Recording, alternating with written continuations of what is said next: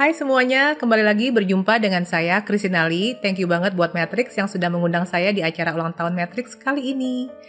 Jadi di sini saya lebih ingin memberikan sebuah mindset yang positif buat kalian yang lagi galau, apalagi dengan situasi pandemi, lalu dilanjutkan dengan PPKM, yang ibaratnya bisnis-bisnis offline pun juga pada kena imbasnya, apalagi yang di mall, di mana mall harus tutup, nggak boleh buka. Jadi gimana sih cara kita itu bertransisi dari yang offline tuh ke online? Memang sebelumnya sudah pernah saya jelaskan di pertemuan kita pertama kali, kita bisa memanfaatkan banyaknya sosial media yang lagi viral saat ini adalah TikTok, di mana kita mulai membangun personal branding. Membangun personal branding itu maksudnya adalah membuat diri kita itu dikenal sehingga tuh ada trust dari customer kepada kita atau dari calon-calon customer berikutnya. Ibaratnya kalau misalnya kalian melihat contohnya Tasya Farasya, Suhai Salim, ketika mereka mempromosikan sesuatu, orang tuh ada trust, ada kepercayaan karena dia melihat memang Tasya atau Suhai itu sudah sering mencoba produk-produk sehingga review mereka pun juga bisa dipercaya.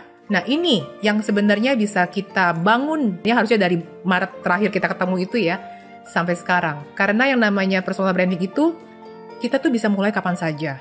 Dan follower-follower kita akhirnya, kemudian juga konten-konten kita, itu akan selalu menjadi aset kita untuk kedepannya. Mungkin ketika baru mulai, yang follow baru 100 orang, 200 orang gitu kan.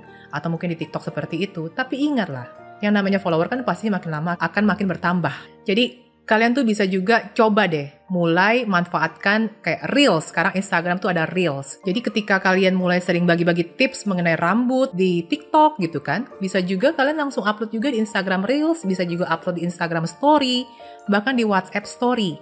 Pasti pernah dengar dong istilah sharing-sharing dulu kemudian selling. Nah, fokusnya itu memang sharing untuk membangun trust orang-orang.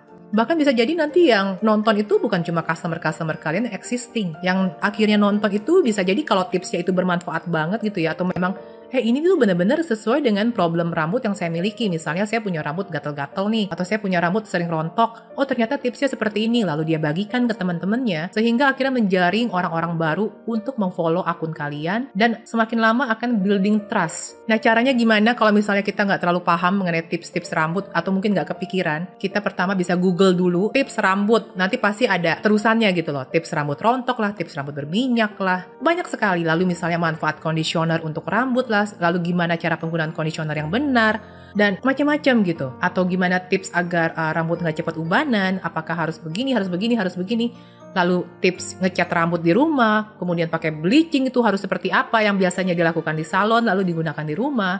Nah seringlah sharing-sharing tips seperti ini, misalnya tips bleaching rambut anti gagal. Nah modelnya siapa? Bisa modelnya kita sendiri atau modelnya mungkin orang-orang di rumah, lalu kita shoot, kita jelaskan step by stepnya, lalu kita post, sering-sering kita post. Kita post di Instagram feed bisa, di TikTok bisa, balik lagi tadi, di Reels bisa yang berupa video-video, ya di feed juga jangan lupa. Sehingga ketika mulai terkumpul banyak-banyak orang seperti ini yang akhirnya follow, barulah kemudian setelah beberapa lama gitu ya, mungkin setelah sebulan, atau bisa juga buat kalian yang memang selama ini sudah sering bagi tips ya, mulailah melakukan selling-selling gitu. Nah, cara selling-selling yang soft itu seperti apa? Kalau kalian perhatikan, banyak orang tuh ketika di Instagram feed itu banyak bagi tips, tapi dia jualannya justru di story.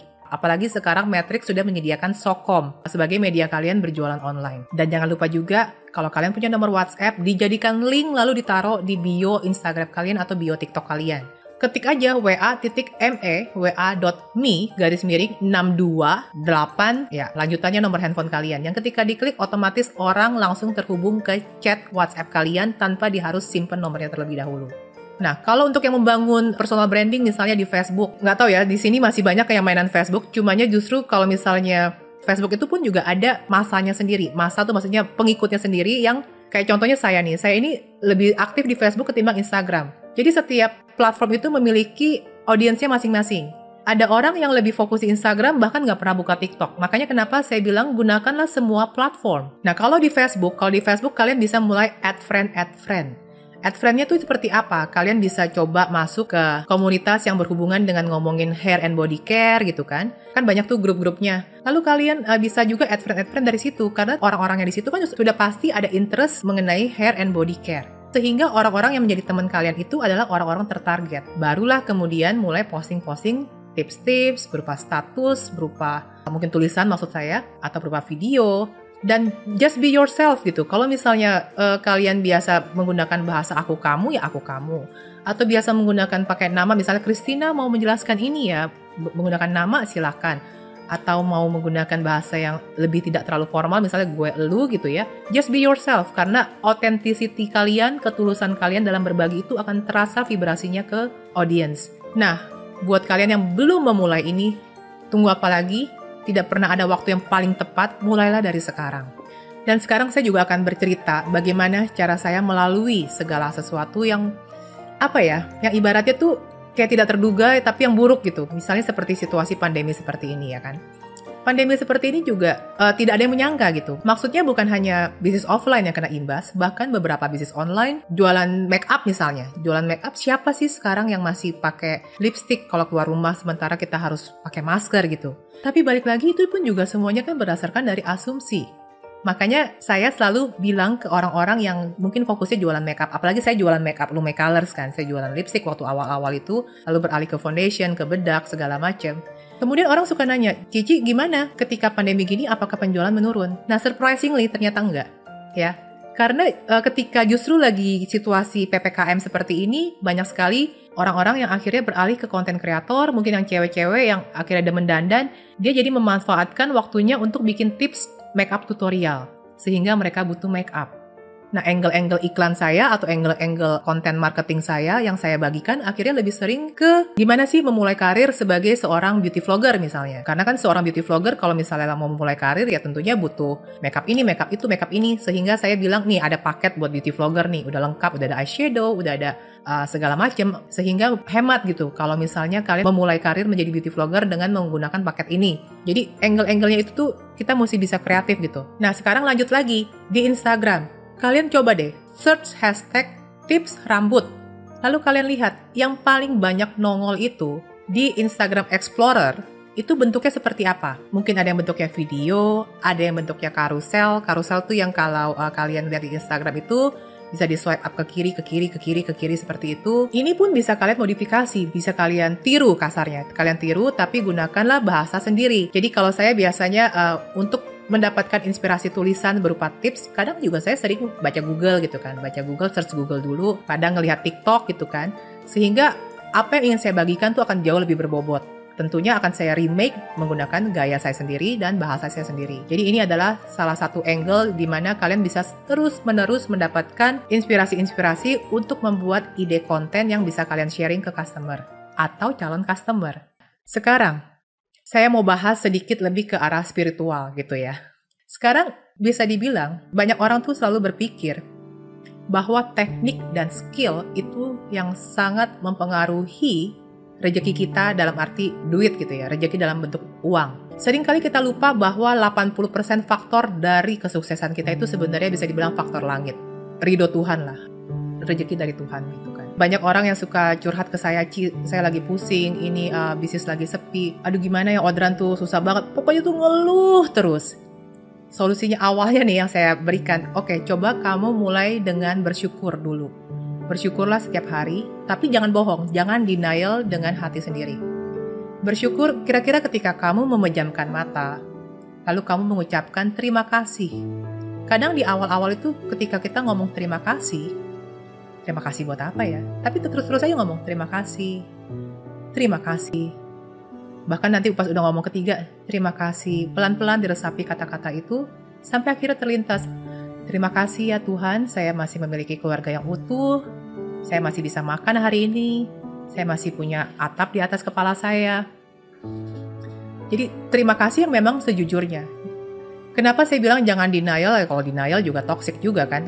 Itu yang disebut toxic positivity. Misalnya kalau toxic positivity itu macam seperti biasanya kita bisa ada orderan atau ada klien sehari misalnya 10. Kok kali ini literally bener-bener nggak ada. Tapi kita masih bilang terima kasih ya Tuhan, saya masih bisa ngirim orderan sehari sekali, 1 box misalnya. Kalau ternyata sebenarnya di hati kita kecewa, ya udah jangan diomongin. Terima kasihlah yang tulus dan yang memang tidak menyangkal perasaan kita sendiri. Itu yang pertama. Jadi mulailah sering bersyukur, ucapkan terima kasih. Ibaratnya kalau misalnya kita tidak bersyukur untuk hal kecil yang pernah Tuhan berikan kepada kita atau apa yang sudah kita miliki, lalu kita selalu fokus dengan apa yang kita belum miliki, Ya kasarnya kalau saya misalnya ya memberikan sesuatu ke teman saya gitu. Tapi dia sendiri tuh juga nggak notice gitu kan. Terus ujung-ujungnya bilang, kamu tuh nggak pernah ngebantuin saya, Chris gitu. Ya, saya mau ngasih dia lagi nggak? Gitu kan kasarnya kan. Jadi awalilah selalu mulai dengan bersyukur. Nah, dan coba deh mulai lihat di kehidupan kita, maksudnya yang lalu-lalu lah ya. Apakah baru pertama kali ini kita merasakan putus asa, kegagalan, atau rasa kayak bingung mau ngapain? Apakah ini baru pertama kali terjadi di hidup kalian? Enggak juga. Kalau kalian lihat di mungkin 5 tahun yang lalu, mungkin 10 tahun yang lalu, saya rasa juga pasti kalian pernah mengalami proses seperti ini. Lalu lihat dong, kenapa kalian sampai sekarang bisa berdiri tegar di sini, bahkan bisa surviving semuanya itu. You have to give yourself credit gitu. Jadi kalau misalnya kalian curhat, terus orang bilang, kamu pasti bisa kok melalui ini. Itu sebenarnya bukan motivasi basi gitu ya. Kamu bisa melalui ini, seperti sebelum-sebelumnya. Ingat kan? Dan kalau kalian kuat imannya, kalian harusnya bisa meyakini bahwa segala sesuatu yang terjadi, baik buruk, baik indah sekalipun, semua selalu ada hikmahnya. Ketika sesuatu yang buruk terjadi, kalau kita meyakini bahwa segala sesuatu yang terjadi adalah seizin Tuhan dan demi kebaikan kita, bisa saja kalau misalnya amit-amit bangkrut gitu ya, bisa saja mungkin karena Tuhan ingin menyelamatkan kita dari bencana kesombongan. Apalagi kalau misalnya kita selama ini bisnis pun selalu diniatkan untuk ibadah. Maka ketika kita merugi pun, kita hanya rugi uang, tapi masih untung dari pahala. Dan ingat pula, ujian itu datang kepada orang yang beriman, bukan orang-orang justru yang sedang jauh dari Tuhan. Kalau orang-orang yang sedang jauh dari Tuhan bahkan tidak mengakui Tuhan itu biasanya kita sebut dengan cobaan. Cobaan atau hukuman lah, atau mungkin azab gitu kan.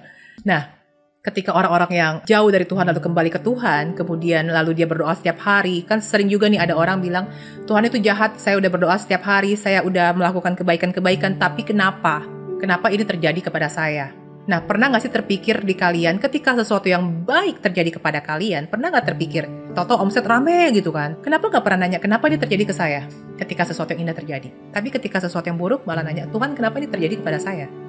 Karena ingat ya, kalau misalnya kalian mendapatkan sesuatu yang bagus, lalu merasa kalian pantas dalam artian, ya iyalah selama ini saya selalu rajin bersedekah, saya selalu rajin berdoa, pantas dong saya dapat ini, itu udah kesombongan loh. Karena ingat juga dari setiap harta di dunia yang dititipkan kepada kita, itu adalah hak prerogatif Tuhan, di mana di dalamnya pun juga terdapat hak-hak orang yang lebih kurang mampu dari kita, yang sebenarnya Tuhan ingin bantu melalui kita, di mana kita diberikan kemuliaan untuk menjadi penyalurnya. Ingat ya, segala sesuatu yang terjadi, baik dan buruk, itu semua adalah demi kebaikan kita. Kalau yang buruk terjadi, pasti ada hikmahnya. Sama aja, contoh seperti ini. Saya kan sering sekali sharing gimana saya itu suka nulis project. Nulis project yang akan saya bawakan ke dalam doa. Saya itu di bulan Juni, saya nulis project, saya ingin memiliki omset 3 kali lipat dari omset saya di bulan Juni di saat itu. Dan bayangkan kalau misalnya itu dikabulkan. Karena di bulan Juli, pertama, satu persatu karyawan saya sakit ya karena pandemi. Kalau misalnya itu terjadi, lalu misalnya stok saya yang saya sudah pesan nih, stok untuk jualan Lume Color sih udah banyak jebret datang gitu kan. Siapa yang mau ngirim? Karyawan lagi nggak ada, lagi WFH pula sebagian besar. WFH-nya juga bukan karena mereka sehat ya, tapi karena mereka sakit. Sehingga ketika di bulan Juli itu stok saya delay datangnya karena PPKM segala macam, sehingga ada delay di clearance ya di bea cukai untuk packaging kan saya ada import packaging dari luar. Kemudian juga karyawan-karyawan saya juga banyak yang sakit. Ya memang di saat itu saya belum siap. Jadi disitulah saya mendapatkan hikmah bahwa Tuhan itu memberikan sesuatu di saat yang tepat dan yang kita butuhkan, bukan yang kita inginkan. Dan balik lagi di masa-masa yang lalu nih, saya pernah loh merasakan hidup itu tuh udah sepertinya tidak berarti lagi buat saya sampai saya tuh kayak mau mati aja gitu loh. Itu di pernikahan saya yang pertama. Jadi saya memang menikah 2 kali, cumanya seandainya saya kembali ke masa lalu. Lalu saya udah tahu nih, oh saya akan nikah 2 kali dan saya akan cerai dengan suami yang pertama. Kemudian saya memutuskan, udahlah ngapain juga saya nikah dengan orang ini karena saya tahu nanti saya akan cerai misalnya. Lalu saya memutuskan untuk langsung nikah dengan suami saya yang sekarang. Kalau itu terjadi, anak saya yang pertama nggak lahir dong. Dan saya tentunya tidak mau itu terjadi, ya. Dan juga saya mungkin akan terus menjadi seorang wanita yang ambisius, yang money oriented ya, yang sama sekali tidak punya waktu untuk keluarga, sehingga bisa saja mengulangi kegagalan-kegagalan yang sama. Sama juga seperti halnya ketika saya melakukan trading option ya di saat itu, di waktu umur saya 30-an, 30 awal, dan saya baru menikah dengan suami saya yang sekarang itu setahun ya. Dan seandainya di saat itu saya tidak loss 3 miliar dalam waktu hanya 3 hari, ya, karena waktu itu kenapa bisa 3 miliar cepat banget dalam 3 hari? Karena memang waktu itu saya benar-benar masukin 3 miliar, saya masukin all in, dan dalam 3 hari hilang semua gitu. Saya orangnya terlalu risk taker banget. Jadi seandainya saat itu saya tidak ditampar oleh dunia, tidak ditampar oleh Tuhan gitu ya. Seandainya saya benar-benar keputusan saya di saat itu tepat, kemudian saya malah dapat 3M gitu, ketimbang kehilangan 3M. Bukan tidak mungkin dengan manajemen emosi saya di saat itu yang sangat buruk, lalu kesombongan saya, wah tiap kali saya trading saya pasti cuan. Bukan nggak mungkin, saya bisa aja malah itu uang yang hasil kemenangannya lah kasarnya ya, saya cemplungin lagi all in, bahkan saya jual aset-aset saya, yang ujung-ujungnya pada titik poin tertentu loss semuanya, dimana akhirnya saya bisa kehilangan semua aset saya, bahkan bisa jadi nggak akan ada nih yang namanya 101red.com, nggak akan ada tuh yang namanya Lume Colors, bahkan bisa jadi keluarga saya pun juga bisa jadi nggak ada, terpecah belah semuanya. Kadang kita ditampar itu untuk menghindari kehilangan-kehilangan yang jauh lebih parah. Ya, jadi kalau misalnya saat itu saya nggak ditabok gitu ya, bisa saja saya makin gila dan malah loss-nya makin banyak. Dan banyak sekali lah kejadian-kejadian di masa lalu yang seperti itu. Cumanya sekarang kalau saya berkaca ke masa lalu itu, untung aja saya nggak bunuh diri di saat itu gitu loh. Coba kalau bunuh diri, ya nggak mungkin saya berada di sini sekarang, di titik ini, dan bahkan saya bisa bilang di titik ini adalah the best chapter of my life. Sehingga pernah nggak sih terlintas di pikiran kalian yang mungkin pernah merasakan kegagalan-kegagalan di masa lalu dan kalian bisa lalui, bahwa life turns out better gitu. Nah, kalau misalnya kalian percaya bahwa Tuhan dulu jagain kalian sehingga bisa melalui itu semua, kenapa kalian tidak percaya kalau Tuhan akan jagain kalian juga di saat ini untuk melalui ujian ini pun juga untuk bisa naik kelas yang lebih tinggi, naik derajatnya. Karena ingat juga ujian-ujian yang terjadi pada orang-orang yang beriman itu kita harus yakini bahwa itu untuk menaikkan derajat kita jika kita lulus, dan juga untuk menghapus dosa-dosa baru kita. Jadi mungkin bagi yang bingung kenapa saya jadi menghubung-hubungkan ini dengan kekuatan Tuhan, segala macam ya. Bahkan saya sering juga sharing mengenai law of attraction. Karena law of attraction itu ya bisa dibilang sunatullahnya Tuhan gitu kan. Karena ya hukum gravity, hukum segala macam hukum itu Tuhan yang menciptakan. Jadi bisa dibilang saya sangat percaya dengan kekuatan Tuhan, kekuatan doa kita, keyakinan kita, iman kita. Kalau buat muslim mungkin zikir kita, fikir kita, ikhtiar kita, yang sangat berpengaruh besar, bahkan 80% di dalam kehidupan kita. Ibaratnya kita harus ingat, ketika kita ingin hidup kaya, kita tuh sering lupa bahwa hidup itu sendiri adalah kekayaan. Ketika kita takut untuk memberi, bersedekah, segala macam, kita sering lupa bahwa semua yang kita miliki ini adalah pemberian. Dan ketika kita ingin jadi yang terkuat, kita pun sering lupa bahwa dalam kelemahan Tuhan memberikan kita kekuatan. Bahkan ketika kita takut merugi, kita sering lupa bahwa hidup kita itu sebetulnya sudah merupakan keberuntungan karena merupakan anugerah. Bahkan seringkali juga ada yang bilang, kenapa sih kita masih dibangunkan di pagi hari? Itu karena Tuhan masih memberikan kita kesempatan untuk bertobat atau untuk menghapus dosa-dosa kita yang kita buat baik tidak disengaja maupun disengaja. Atau kita masih menjadi kepanjangan tangan, diberikan kemuliaan untuk menyalurkan harta-harta yang dititipkan oleh Tuhan kepada kita, yang dimana di dalamnya terdapat hak-hak orang lain yang Tuhan ingin kita bantu hidupnya. Dan ternyata hidup ini sangat indah kalau kita selalu bersyukur kepadanya. Jadi bukan karena hari ini indah kita bahagia, tapi karena kita bahagia maka hidup ini akan indah. Dan bukan karena tidak ada rintangan maka kita jadi optimis, tapi justru karena kita optimis maka rintangan menjadi tidak akan terasa. Dan bukan karena mudah kita yakin bisa, tapi karena kita yakin bisa, maka semuanya pun menjadi mudah. Dan bukan karena semua baik, maka kita tersenyum, tapi karena kita tersenyum, maka semua pun menjadi baik. Jadi, bila kita tidak bisa menjadi jalan besar bagi orang lain, cukuplah menjadi jalan setapak yang bisa dilalui oleh orang lain. Bila kita tidak bisa menjadi matahari, cukuplah menjadi lampu yang bisa menerangi sekitar kita. Dan bila kita belum bisa berbuat baik untuk orang lain, minimal kita bisa berdoa untuk kebaikan orang tersebut. Ingat ya, ketika semua niat kita, ikhtiar kita, bisnis kita diniatkan untuk ibadah, ketika kita merugi, Bisa jadi Tuhan menyelamatkan kita dari bencana kesombongan, dan ketika kita merugi, kita hanya rugi secara uang, tapi tetap untung dari sisi pahala. Dan ingat juga, kegagalan itu adalah cara Tuhan untuk mengatakan bersabarlah karena aku memiliki sesuatu yang lebih baik untuk kamu. Saya Christine Ali, terima kasih sudah mendengarkan dan menonton video ini.